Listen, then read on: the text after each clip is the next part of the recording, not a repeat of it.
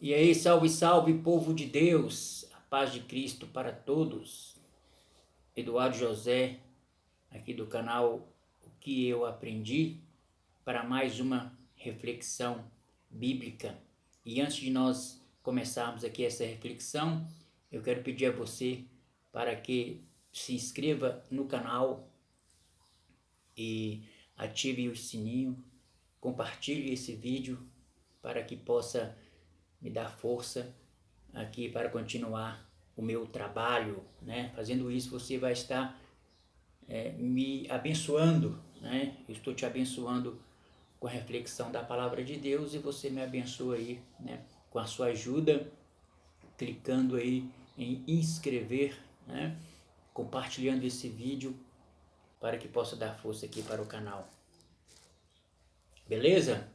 Nesse vídeo eu quero compartilhar aqui uma ideia aqui, um assunto. Eu estava meditando na palavra de Deus, que está em Gênesis, do capítulo 3. Eu vou ler aqui o versículo e vamos dar continuidade. Gênesis, do capítulo 3, versículo 22, diz assim: Então o Senhor Deus disse: Eis que o homem é como um de nós, sabendo o bem e o mal.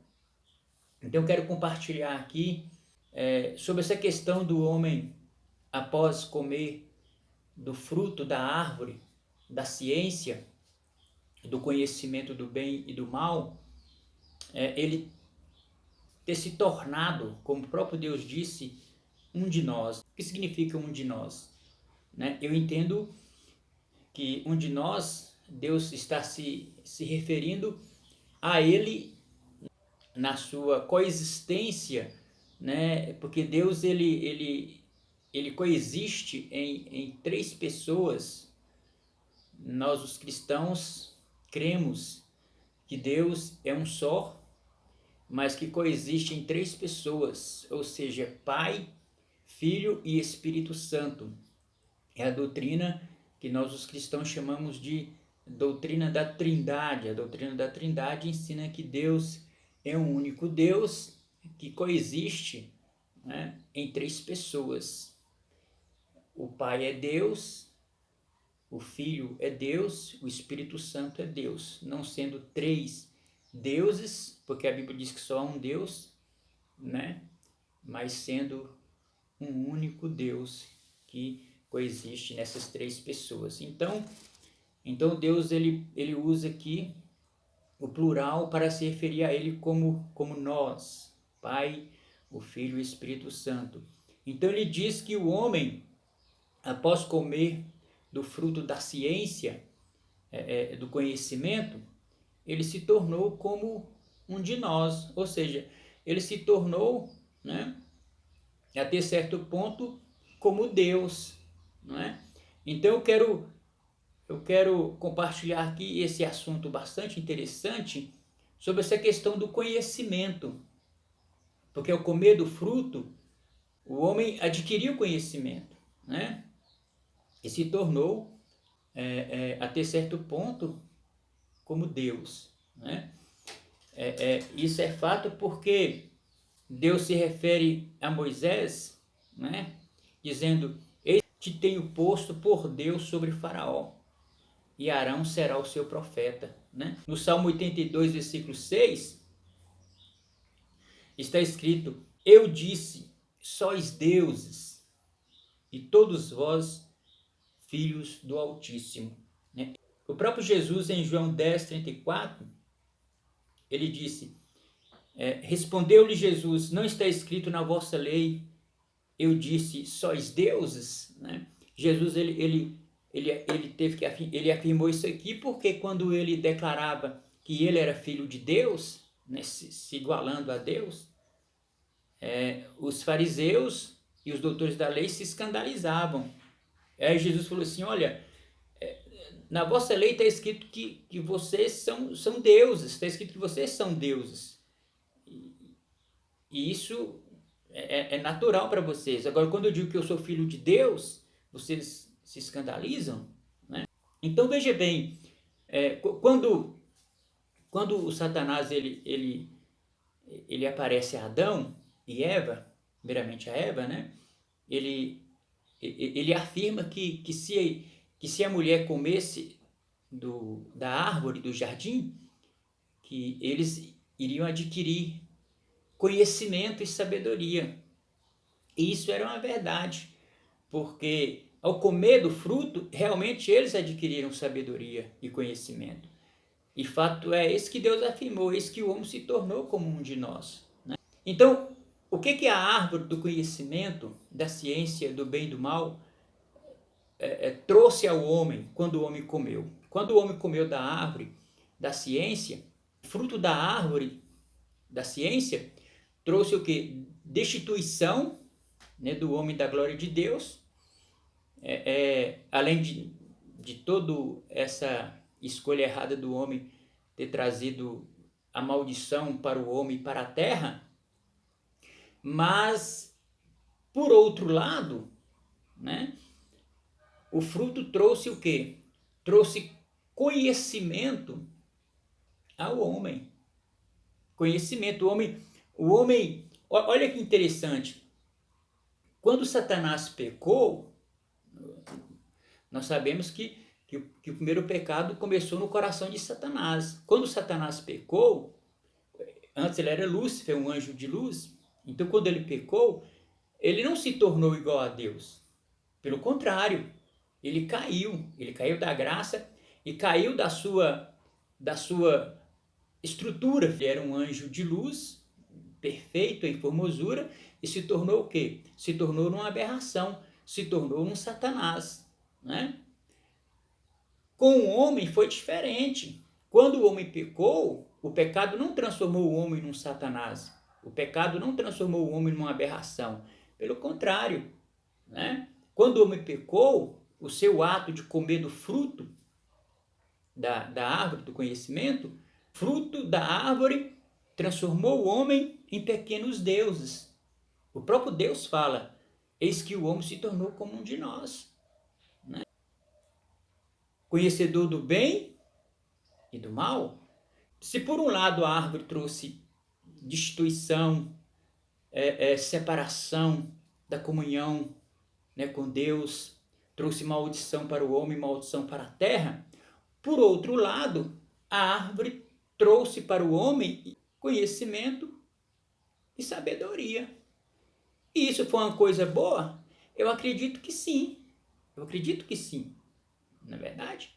Porque imagina, por exemplo, se ao invés de, quando ele comeu do fruto, se o homem tivesse adquirido, ao invés de conhecimento e sabedoria, ele tivesse adquirido burrice e ignorância, né?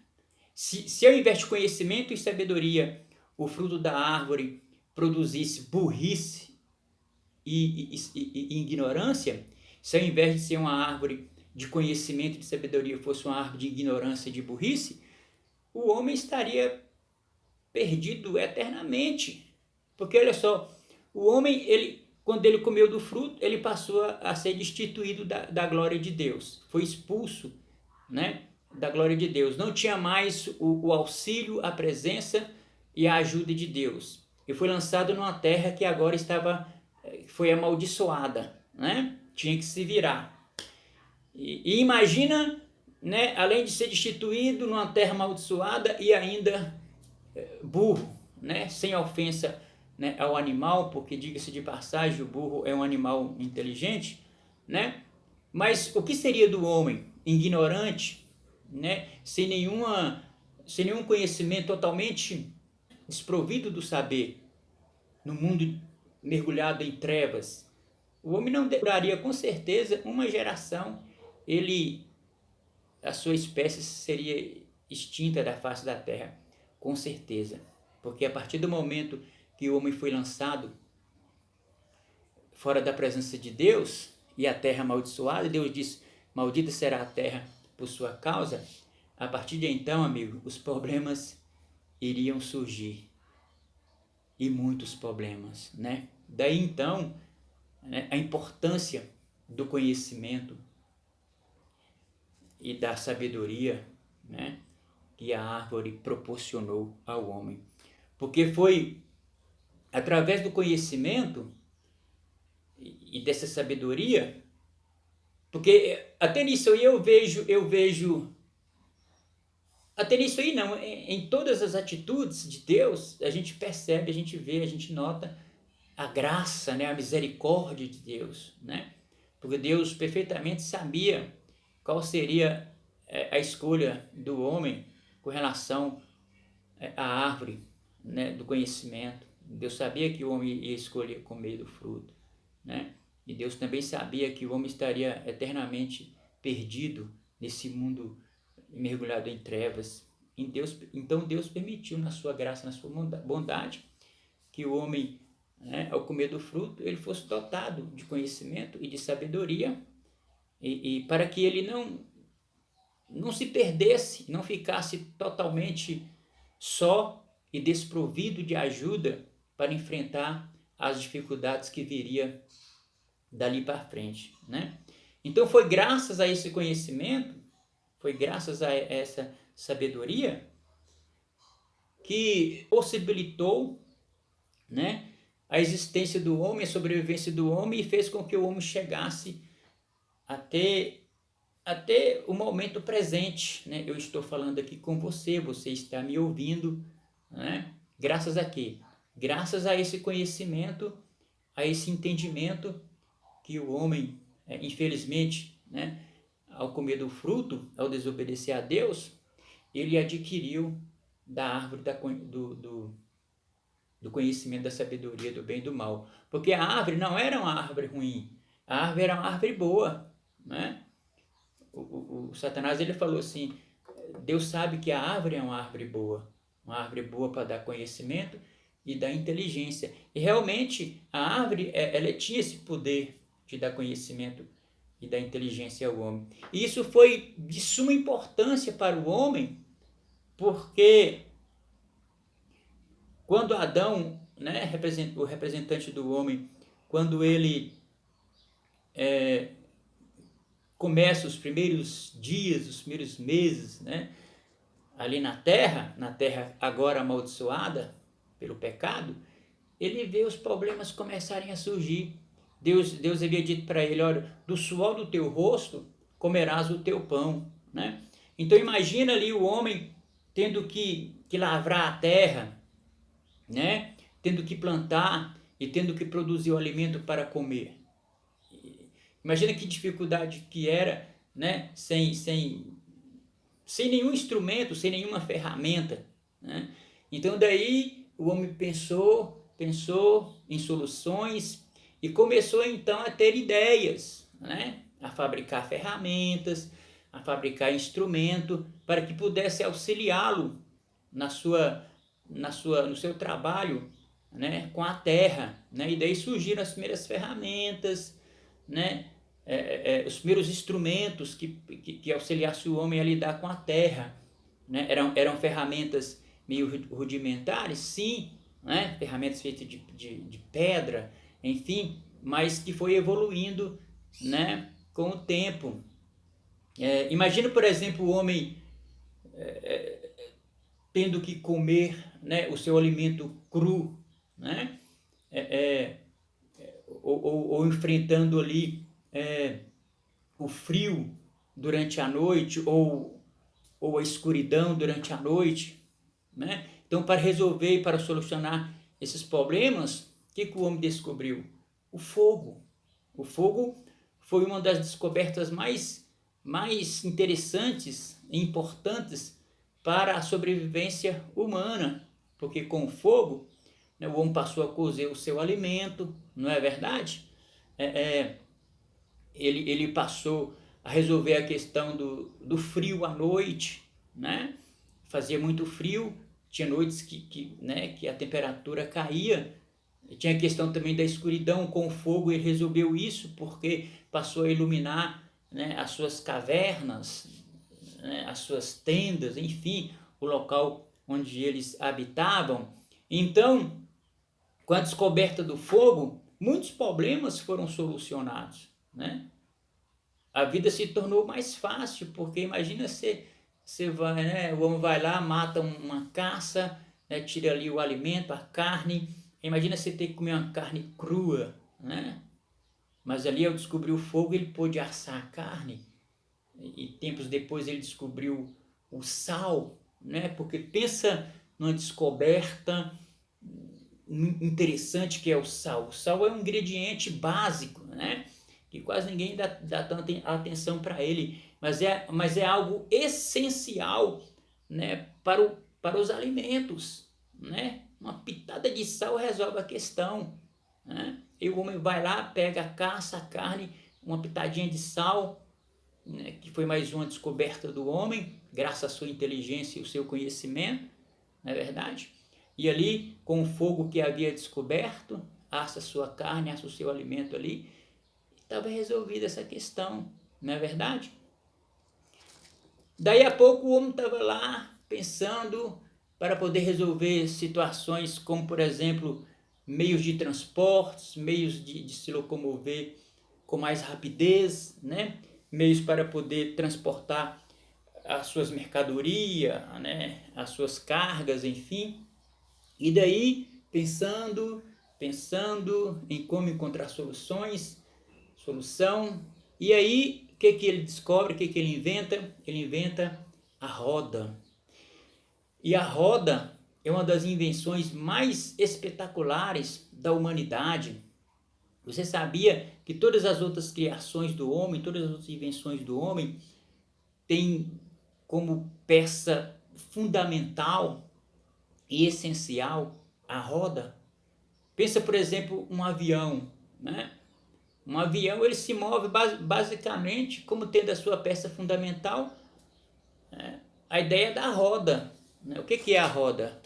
A roda foi uma ideia concebida de um objeto redondo, circular, né? A princípio talvez feito as primeiras de pedra, depois de madeira, uma roda circular que move, que gira em torno de um eixo, não é verdade? Agora imagine um avião, né? Tudo no avião, quase tudo no avião, tem como peça fundamental, básica, necessária, a roda. Um avião para decolar, ele precisa das rodas, né, do trem de pouso. Para ele pousar, também precisa do trem de pouso, né? Se você olhar no interior de um avião e as partes que você não consegue ver, né, as engrenagens, hélices, turbinas, tudo são rodas, né? São peças que foram desenvolvidas a partir da ideia da roda, né? Você vê motores, os motores são, ali tem engrenagens, são rodas dentadas que formam a engrenagem, né? Você vê, por exemplo, um relógio suíço, um relógio de parede, um relógio mecânico mesmo, não esses relógios digitais, né? Você vê que o mecanismo dele é basicamente roda, são rodas dentadas que fazem parte de uma engrenagem, que faz a máquina toda funcionar, né? Então a roda foi uma das invenções mais espetaculares que resolveu vários e vários dificuldades, situações em que o homem enfrentou, né? É através das rodas que chega, né, tudo para nós, né? Alimento, enfim, né? E isso graças ao quê? Graças ao conhecimento e a essa sabedoria que o homem adquiriu ao comer do fruto da árvore do conhecimento do bem e do mal. E nisso aí eu vejo a graça, eu vejo a bondade, eu vejo a misericórdia de Deus, não é? Porque se o homem, né, após ter pecado e ter sido expulso do jardim e lançado numa terra amaldiçoada e desprovido de qualquer entendimento, de qualquer né, sabedoria para poder encontrar meios e soluções para resolver os seus problemas, suas adversidades, eu creio que o homem não duraria muito. A sua espécie com certeza entraria em extinção. Mas Deus, na sua misericórdia, na sua graça, né, ele permitiu que o homem fosse dotado dessa sabedoria. Ele não permitiu que o homem decaísse tanto como aconteceu com o Satanás, porque o Satanás, quando ele pecou, foi uma queda irreversível, né? Mas Deus tinha planos, né, para poder restituir o homem, né? Então, o conhecimento, ele foi evoluindo, o homem foi evoluindo no seu conhecimento, porque com o crescimento da humanidade, logicamente, os problemas foram surgindo, né, com relação a doenças, né? Enfim, e esse conhecimento ajudou o homem a encontrar soluções. Grandes mentes brilhantes surgiram ao longo da história da humanidade, né? Homens brilhantes que, através das suas ideias, né, das suas descobertas, da sua sabedoria, do seu conhecimento, né, eles fizeram descobertas que revolucionaram que a história da humanidade, que ajudaram, né, a história da humanidade, que ajudaram o homem, né, a resolver os seus problemas. Como em 1875, Graham Bell descobriu o telefone, né, depois Thomas Edison, em 1884, a lâmpada. Em 1895, um cara alemão, não sei o nome dele aqui, pronunciar, Wilhelm Conrad Röntgen, sei lá, ele descobriu o que? O raio-x, né? Olha só a importância do raio-x na medicina, né? Através do raio-x, você vai lá no médico, e o médico, através do raio-x, olha você lá dentro, né? Descobre lá uma fratura no seu osso, né? um tumor, enfim, né? Através do raio-x e desse mesmo sistema e princípio de descoberta, né? É possível fazer cirurgias complicadas, né? Localizadas, de precisão, entendeu? Tudo isso para resolver e facilitar a vida do homem na Terra. Tudo isso graças a esse conhecimento adquirido. Não é verdade? Em 1943, um homem chamado Nikola Tesla, né, dotado de grande conhecimento, de grande sabedoria, ele foi um homem que teve grandes inventos na área da eletricidade, né, dos motores de combustão, enfim, né, inventou o rádio e muitas outras invenções, né, e na área da medicina, muitas outras descobertas o homem fez para facilitar a vida do indivíduo na Terra, né, invenções e descobertas como as vacinas, os antibióticos, o raio-x, como eu falei aqui, né, o DNA,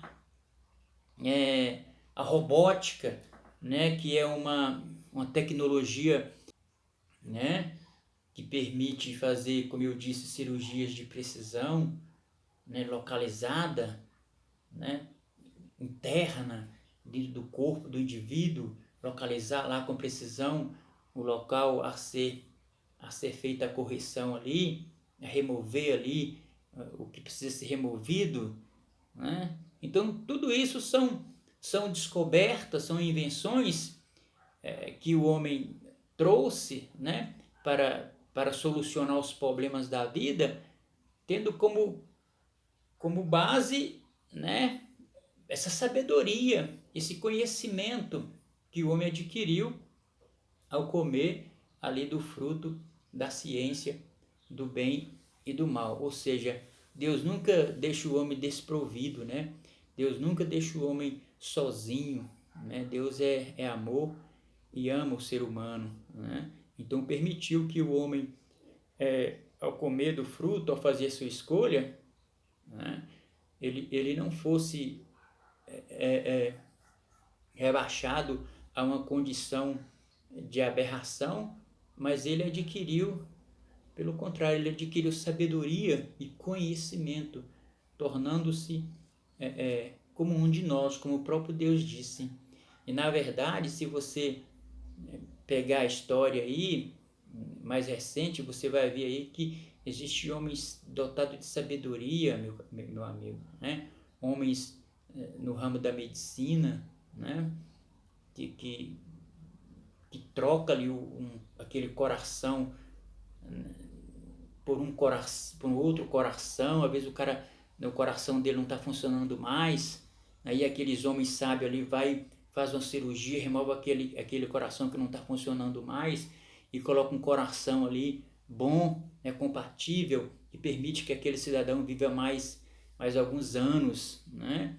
Você vê aí que o indivíduo chega a uma certa idade e os seus olhos não veem com mais clareza, ele precisa usar óculos, né, como esse aqui, que é uma invenção tecnológica do ser humano para facilitar a vida da pessoa, né?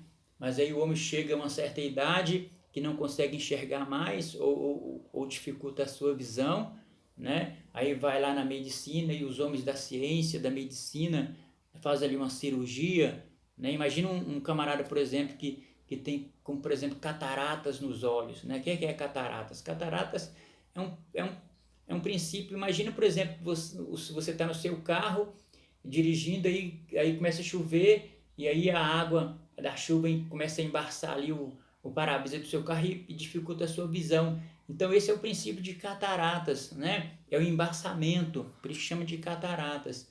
E aí a pessoa vai lá nos homens da ciência, nos homens do conhecimento, da medicina, eles fazem uma cirurgia, troca ali o que eles chamam de cristalino, remove aquele original e coloca um que funciona igual, né?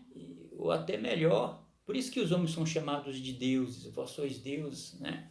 Graças ao conhecimento e à sabedoria adquirida, né? Mas até que ponto esse conhecimento e essa sabedoria pode ser útil ou pode ser prejudicial, né? Até que ponto? Eu penso que o que torna algo ruim para o homem, o que torna prejudicial para o homem, não é a coisa adquirida, né? O dom adquirido, enfim, em se tratando do conhecimento, o que torna prejudicial o homem não é o conhecimento em si, não é o conhecimento adquirido, né? Mesmo por uma escolha errada, esse conhecimento em si, que torna prejudicial o homem, né? O que torna prejudicial o homem não é o que o homem adquire, não é o dom, os dons, as virtudes, o poder, o dinheiro, não é? Não é isso. O que torna prejudicial o homem